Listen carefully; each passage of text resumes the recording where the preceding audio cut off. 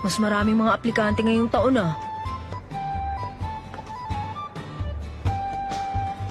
May makakasalubong kaya akong kakilala ko. Ay! Naisama kami na isang taon, batang siga. Pero hindi mo na mauulit yon. Sorry na lang. Matinding training yata ang pinagdaanan namin mula noon. Walang makakatalo sa combination namin. Ngayon, oh. Binabati ko kayong lahat! Ngayong taon ay may 1,489 na aplikanteng nakarating dito sa exam site. Kaso nga lang, ang gusto ng face examiner, ibaba ko ang bilang ninyo sa mahigit kumulang 300 lang. Kaya ang gagawin ninyo para sa unang exam, habang may 2 oras pa bago magtanghalian, kailangan makatalo kayo ng 5 kalahok bago yon. Kunin nyo ang mga ID number nila kapag natalo nyo na sila at saka nyo ako puntahan kapag may 5 tag na kayo. Sa oras na may sarako ang pinto, magsimula na kayo.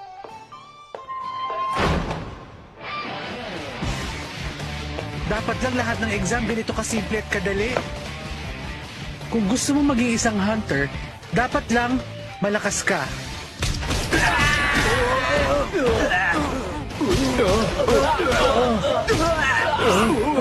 Uy, kayo pala! Kilo! Better luck next year. Ngayong taong kasi, ako lang ang papasa. Masyadong malayo ang agot namin. Ganun ba dapat kalakas para maging isang hunter? Parang ayoko na subukan mag-hunter exam sa susunod.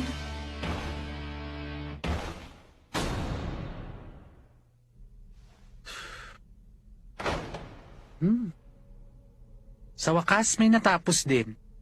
1 oras at kalahati at isa pa lang ang nakatapos? Ano ba nangyari sa kanila? Ayun, natutulog. Ah, Pasensya na, doon ako natagalan sa pangungulekta nito. O paano? Phase 2 na tayo? Nako, hindi na kailangan.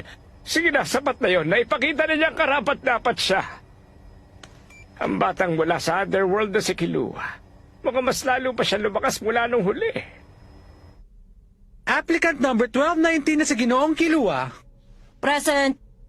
Sa hunter exams, pasado ka!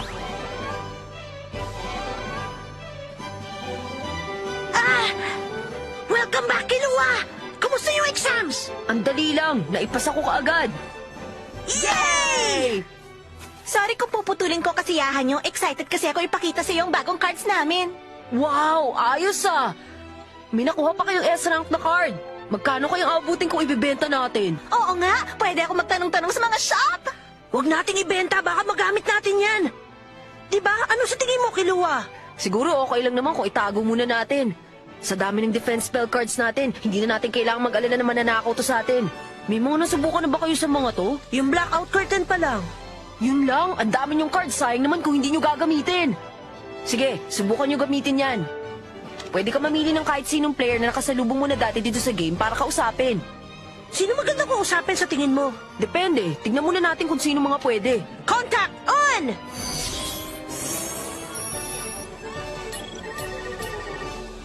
Oh, okay to. Marami-rami na rin pala. Oh! Uy, Gon. Kailan mo nakasalubong ang isang to? Ah?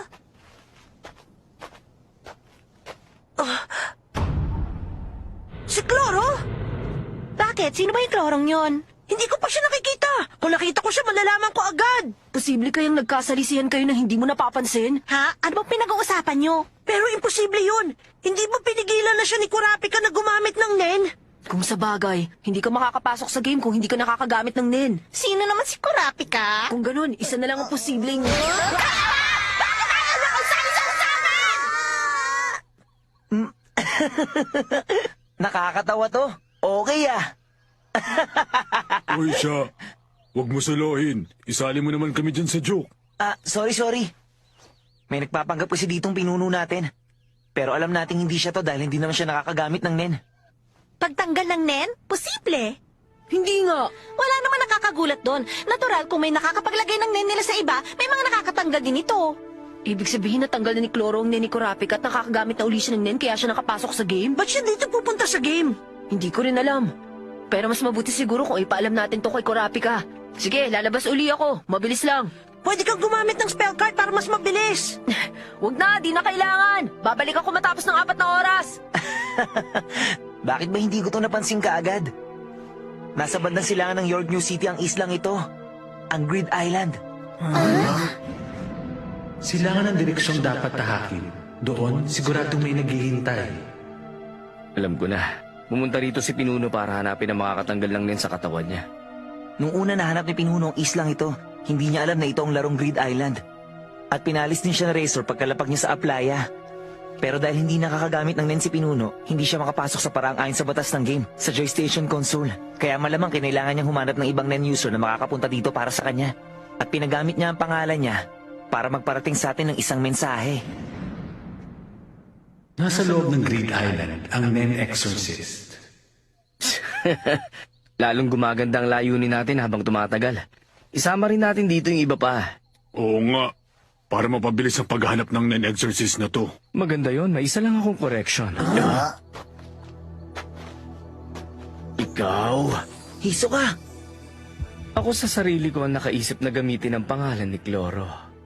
Alam nyo, naisip ko yon nung nakapasok na ako sa game. At nalaman kung pwede palang gumamit ng ibang pangalan. Dapat nyo akong pasalamatan dahil sa akin nakarating sa inyo ng malinaw ang mensahe ni Cloro. Alam namin ginagawa mo lang yan para sa sarili mo. Sa totoo lang, gustong-gusto na kitang patahimikin dito mismo. Pero ipauubaya ako na kay Pinuno ang karangalang yon. Kung may makuha kayong impormasyon, gumamit lang kayo ng contact card para tawagin ako. Ganon din ang gagawin ko kapag may nalaman akong bago. Ingat kayo. Siya ang nen user na pinakaisapan ni Pinuno. Siguro wala na siya magawa pero weird pa rin. At siyempre ang hiningi niyang kapalit kay Pinuno, isang duelo. Pero alam nyo, hindi na mahalaga kung paano. Basta, malapit na makabalik si Pinuno. Malabong mangyari yun. Malalaman ko agad kung natanggal na ang nen na nilagay ko sa kanya o sa kahit na sino pang miyembro ng Spider. Ibig sabihin, alam mo nang posibleng mangyari yun? Kahit nung una mong pinili ko na magiging nen abilities mo? Kung posibleng ilagay ang nen sa loob ng katawan ng iba, natural lang na may posibilidad ding may ibang nakakatanggal nito. Common sense lang naman yun eh. Okay, basta ipinaalam ko lang sa'yo. Bahala ka na kung may gusto kang gawin tungkol doon o wala. Maraming salamat at nag-abala kapag ipaalam sa akin. May kailangan po ba kayo? Ngayong buwan, paano na? Ano nang gagawin ko? Sabihin mo sa akin, anong dapat kong gawin? Huwag po kayo mag-alala. Ako nang bahalang. Ano bang alam mo?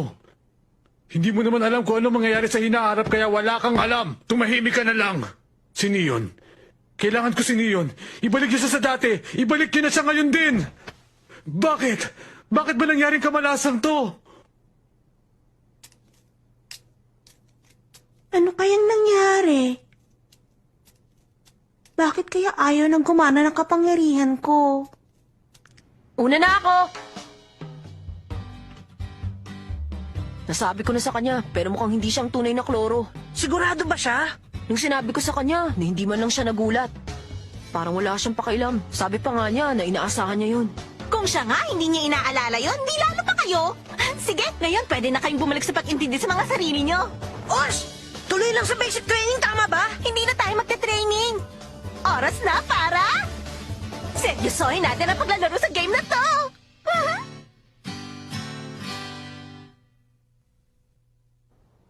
Sinasabi nilang ang malamat na King White Stag Beetle dito lang nakatira sa punong ito. Isa lang ang paraan para mahuli ito. Kailangan mong alugin ang puno para mahulog siya.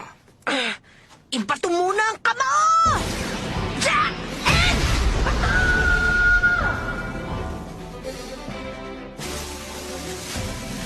Ang saya! Umuulan ng mga insekto! Ayun siya! Difficulty rank A! Nakakuha na tayo ng 3 cards ng King White Stag Beetle! Mas marami ka sanang nakuha kung di ka nagpigil dun sa suntok mo eh. Nag-alala kasi ako baka mabuhog ko na yung puno kapag nilakasan ko pa doon ang suntok ko. Pasensya na pero walang ganun dalaga nakatira dito sa mansion. At kung meron mang ganung babae dito, imposible pa rin malampasan niyo lahat ng mga patibong para lang makuha siya. Nakita ko na siya! Nasa isang tagong kwarto siya sa 4th basement. Madaya ka!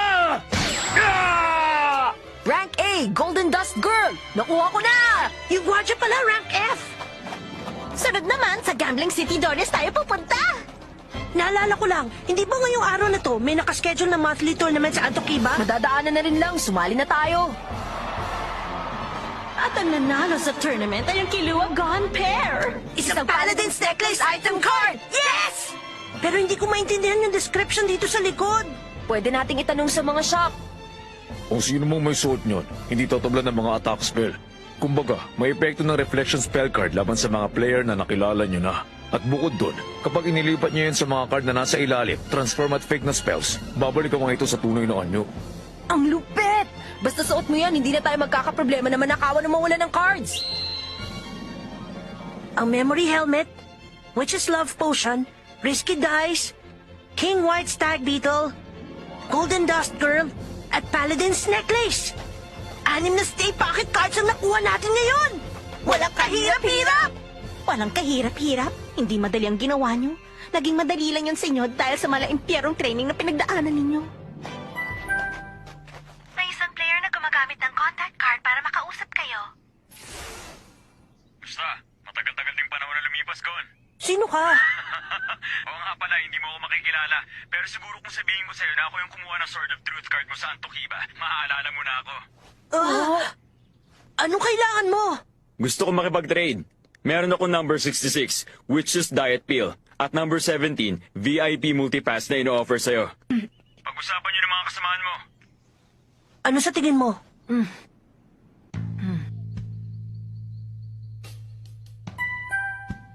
May isang player na gumagamit ng contact card para makausap kayo. Si Tuscara to. Ikaw na naman, ang kulit mo. Gusto mo bang ipagpalit ang Breath of Archangel card mo sa Patch of Secret Forest? SS rank card yun.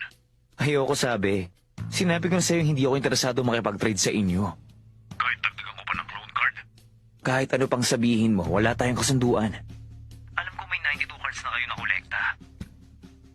Yung mga card na minomonopolize na lang ng ibang players ang hindi nyo makuha, hindi ba?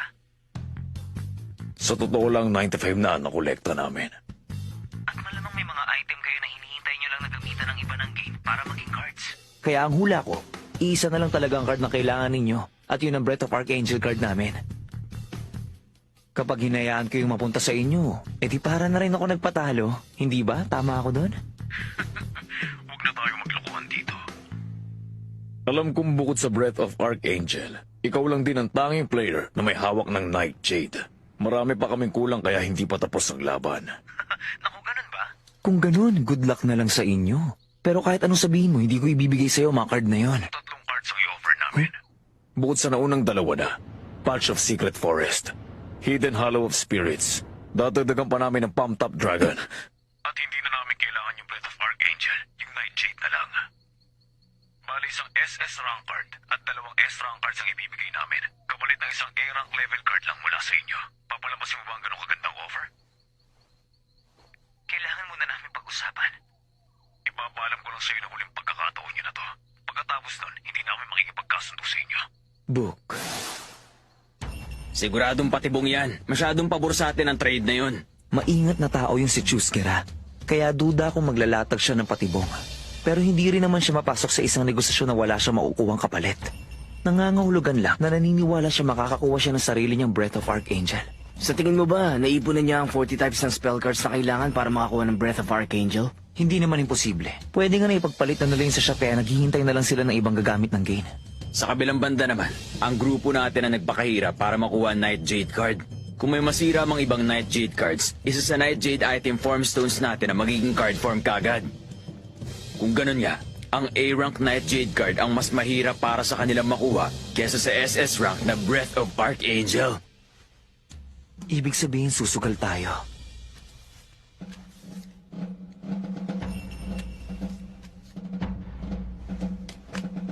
Book. O paano?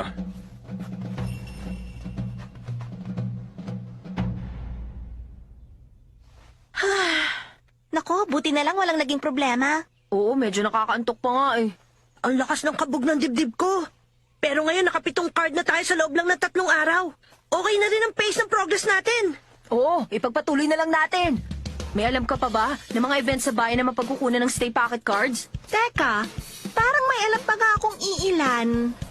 Mga premyo mula sa slot machines? Pangabang inaasahan natin, nasa Dorias tayo, ang Gambling City. Ang tansya ko, may 0.01 tayong pag-asang manalo. Isang panalo sa bawat 10,000 subok. Desaswertihan na lang magkakatalo. Sulit ba yung laki ng risk nito? Oh, tama! Yun na nga, Gon! Yung risky dice! Okay, kapag binigyan tayo ng swerte nito, mananalo tayo! Pero hindi ba nakakatakot? Kapag bad luck ang lumabas sa dime, mapapawalang bisa ng kamalasan lahat ng good luck na nakuha mo. Huwag ka mag-alala, 1 in 20 lang ang chance lumabas dito yung bad luck. Ayos! Ngayon, slot machine, go! Wow! Nanalo tayo sa unang subok! Nakakuha tayo ng Rainbow Diamond card! Tama ang hula ko. Key item ang die na to para manalo ka dito sa bayan ng Dorias.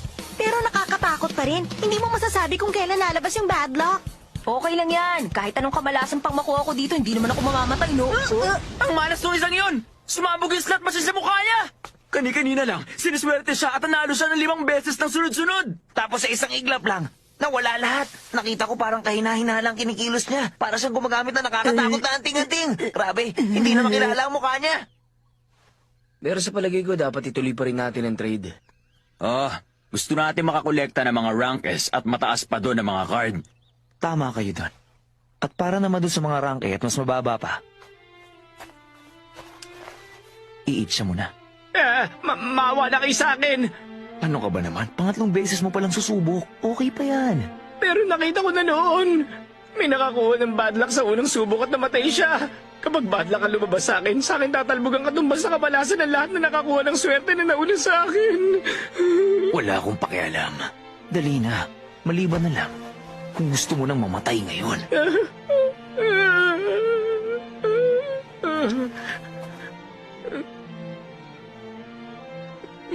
Please naman.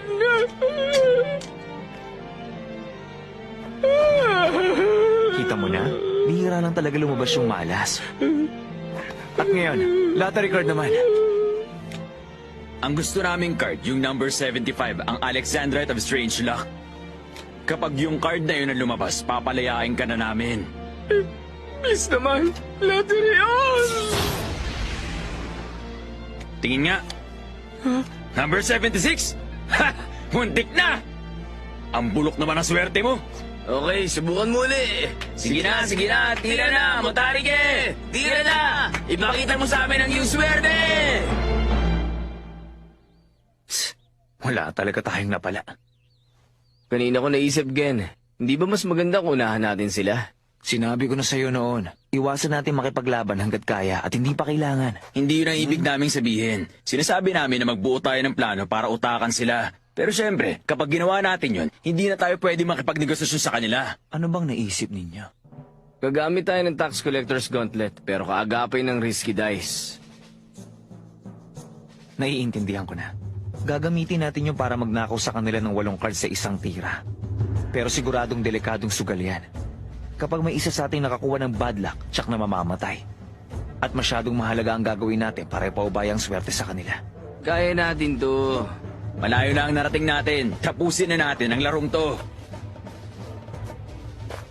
Oy, Gen, ano binabalak mo dyan? Ilang beses ko na bang sinabi sa inyo, sa tuwing makikipagsapalaran tayo, paghahatian natin ang pangalan.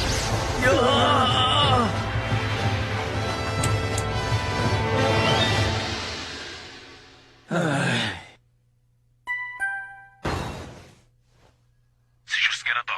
Ano nang pasya ninyo? Okay, payag na kami sa alok mo.